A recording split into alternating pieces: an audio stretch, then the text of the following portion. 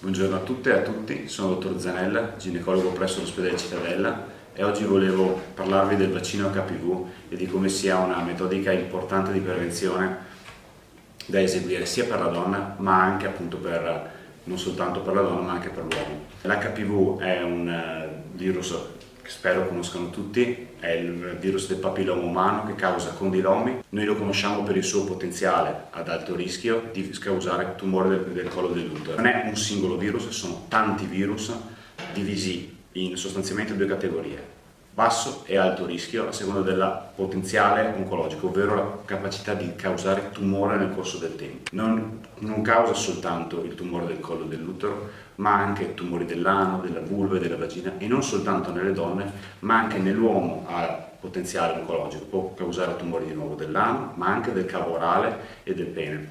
Ovviamente però questi sono molto più rari.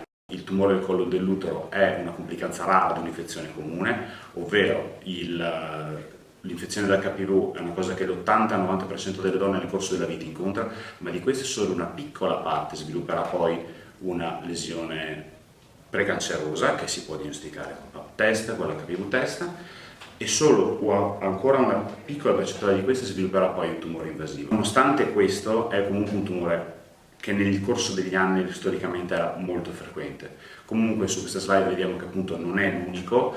Il cancro cervicale in assoluto è il tumore più frequente causato dall'HPV, ma appunto non è l'unico.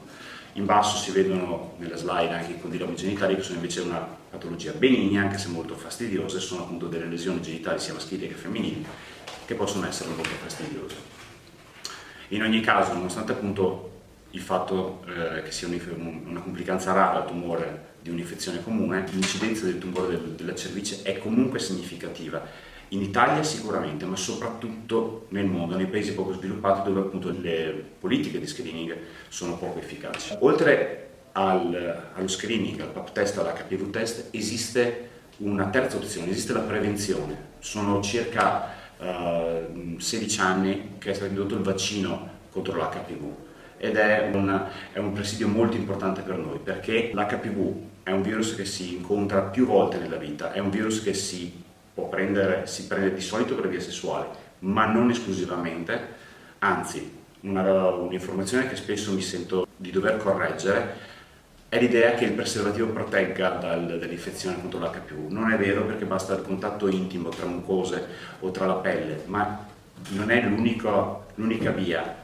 Può essere preso anche per condivisione del bagno, dell'asciugamano, comunque contatto intimo stretto in genere, ma è talmente comune che è veramente facile infettarsi dall'HPV, ed è in questo senso che la vaccinazione è importante, perché previene a monte un'infezione che altrimenti sarebbe estremamente comune. Il vaccino è stato introdotto nel 2006, inizialmente era rivolto contro solo i due principali ceppi ad alto rischio, ovvero il 16 e il 18, che sono da soli responsabili del 70% circa dei tumori invasivi della cervice. Più di recente è stato aggiornato.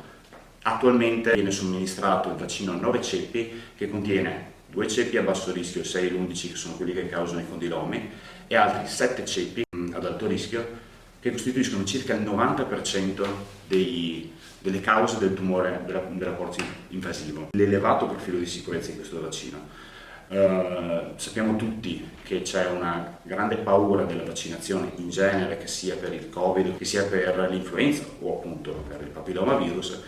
Teniamo presente però che il vaccino per il papillomavirus è un vaccino che non contiene virus, contiene soltanto proteine del virus, quindi non contiene materiale infettante. È un virus che comunque è stato somministrato nel corso degli anni a milioni di persone, e le reazioni gravi sono bassissime, circa 1 su 7 su 1 milione di dosi, e sono principalmente dovute a qualcosa su cui non abbiamo nessuna possibilità di controllo, ovvero l'anafilassi, l'allergia. Così come uno è allergico alle mandorle, uno può essere allergico a qualsiasi altro componente dei vaccini. Ovvio, va segnalato se un soggetto ha avuto reazioni anafilattiche o reazioni allergiche a altri vaccini, è giusto segnalarlo. Perché lo spingiamo tanto come vaccino? Perché funziona. Funziona in che termini? Funziona nella prevenzione primaria, ovvero nelle ragazze giovani, 12-13 anni, che è il nostro target principale. Si è visto nel corso appunto di questi 15 anni che riduce del 90% la possibilità di sviluppare tumore invasivo.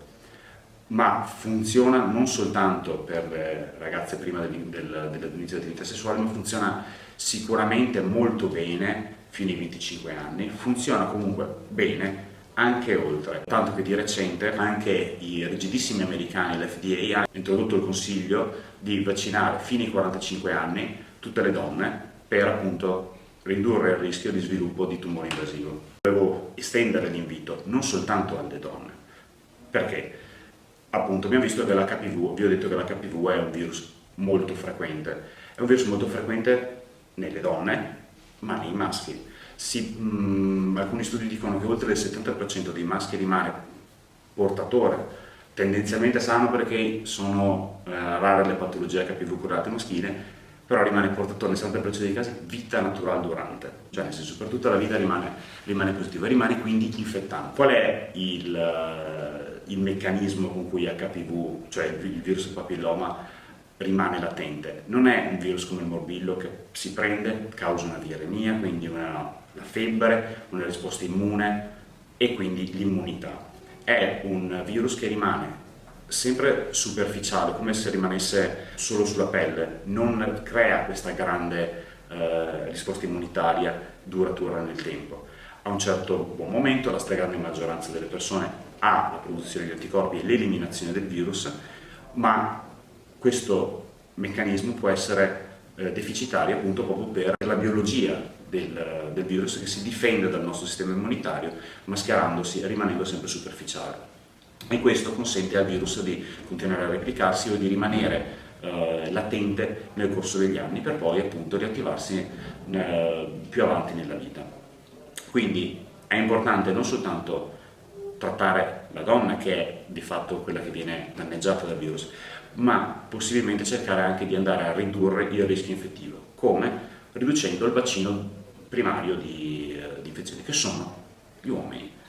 Quindi la Regione Veneto, 3 anni circa, ha introdotto la vaccinazione gratuita per alcune categorie di persone, è proposta attivamente fino ai 12-13 anni. Dai 12 ai 25 invece deve essere richiesta attivamente dalla popolazione. Il che significa che appunto se non avete fatto il vaccino ai 12-13 anni, avete tempo fino ai 25 anni per chiederlo gratuitamente, però dovete chiederlo. Un'altra categoria a cui viene dato gratuitamente sono le donne che hanno già avuto lesioni di grado moderato o più. Chi le ha avute sa di cosa parlo, un C2, V2, ovvero una lesione moderata grave, basta l'esame istologico da portare eventualmente quando si fa la vaccinazione, il vaccino viene dato gratuitamente, e poi alcune categorie a rischio particolari come i maschi omosessuali o chi è affetto da HIV.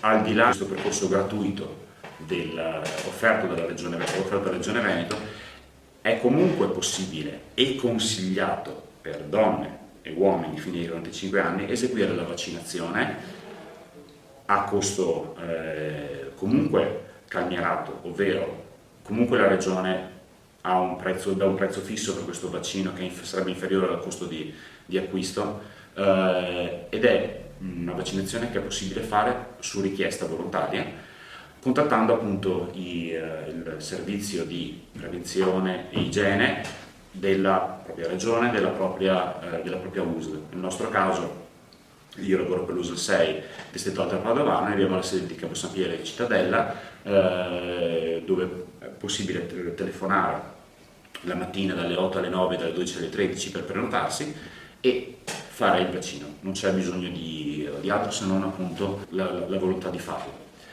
Quindi, concludendo, per tutte le donne, sicuramente fino ai 25 anni, ma anche fino ai 45, ma insisto sul discorso dell'invito ai maschi per proteggere più che altro le loro compagne, le loro fidanzate, le loro sorelle, le loro madri, è importante eseguire questa vaccinazione che è sicura, ha un costo, anche se si deve pagare, limitato, ed è efficace nel prevenire comunque un tumore che, anche se sta diventando, grazie allo screening, grazie al vaccino raro, è comunque un tumore terribile, grave e assolutamente non da sottovalutare.